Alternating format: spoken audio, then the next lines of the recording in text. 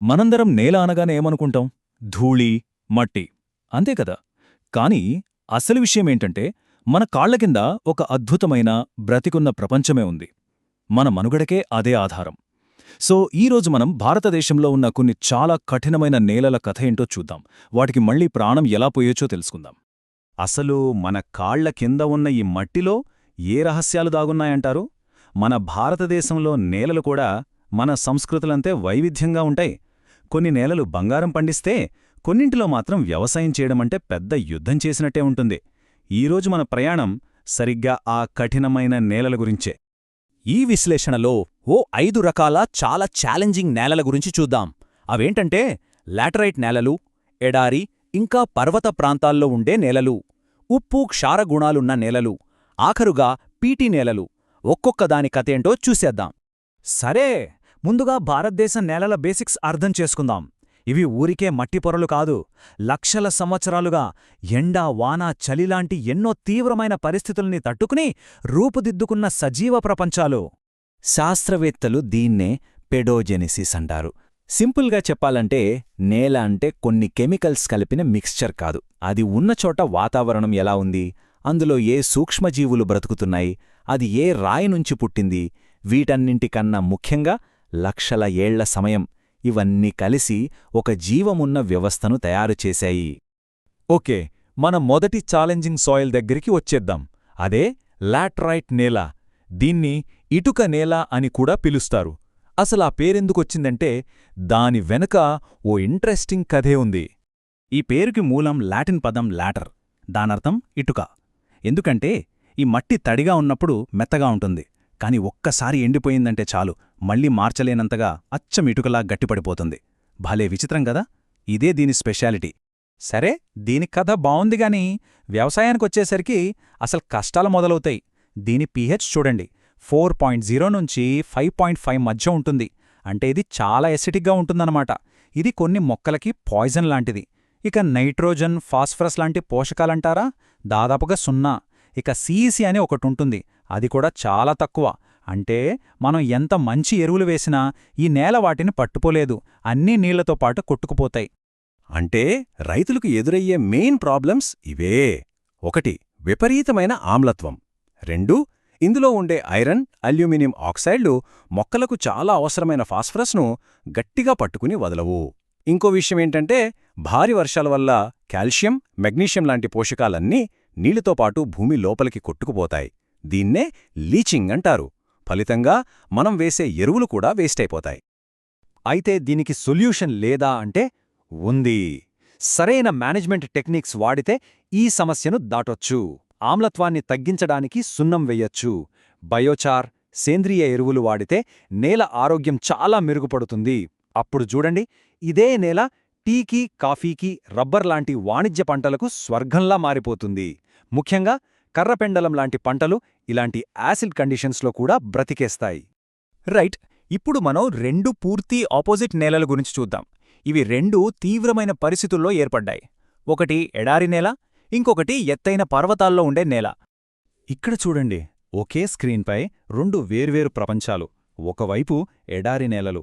ఇక్కడ పెద్ద శత్రువు ఎవరంటే నీటి కొరత. ఈ నేలంతా ఇసుక, క్షారగుణంతో ఉంటుంది. మరోవైపు పర్వతనేలలు. ఇక్కడ కొండవాలు ఎక్కువగా ఉండటం వల్ల నేల కోత పెద్ద సమస్య. ఈ నేలల్లో రాళ్లెక్కువ, ఆమ్లగుణం ఉంటుంది, కాని సేంద్రియ కర్బనం మాత్రం పుష్కలంగా ఉంటుంది.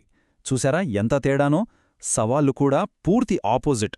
సరే, ఇప్పుడు మనం నెక్స్ట్ ప్రాబ్లమాటిక్ సాయిల్ దగ్గరికి వెళ్దాం. సైంటిఫిక్గా వీటిని హాలోమార్ఫిక్ నేలలు అంటారు. సింపుల్గా చెప్పాలంటే ఉప్పు సమస్య ఉన్న నేలలు. భారతదేశంలో వీటిని రకరకాల పేర్లతో పిలుస్తారు. రేహ్, ఊసర్, కల్లార్, ఇలా చాలా. ఈ పేర్లన్నీ సైన్స్ని రైతుల రోజువారీ అనుభవాలతో కనెక్ట్ చేస్తాయి. ఇక్కడ మనం ఒక ముఖ్యమైన తేడా తెలుసుకోవాలి. సలైన్ నేలలు అంటే లవణ నేలలు, అంటే మట్టిలో నీళ్లలో కరిగే ఉప్పు ఎక్కువగా ఉండటం. ఇది జస్ట్ నీళ్లలో ఉప్పు కలిపినట్టు. కాని సోడిక్ నేలలు అంటే క్షార నేలలు, ఇవి చాలా డేంజర్. ఇక్కడ సోడియం మట్టి కణాలకి గట్టిగా అతుక్కుబడి వాటి స్ట్రక్చర్ని నాశనం చేసేస్తుంది. ఇది ఒక రకమైన జిగుర్లా పనిచేసి నేలను రాయిలా మార్చేస్తుంది. దాంతో మొక్కల వేర్లు లోపలికి వెళ్లలేవు.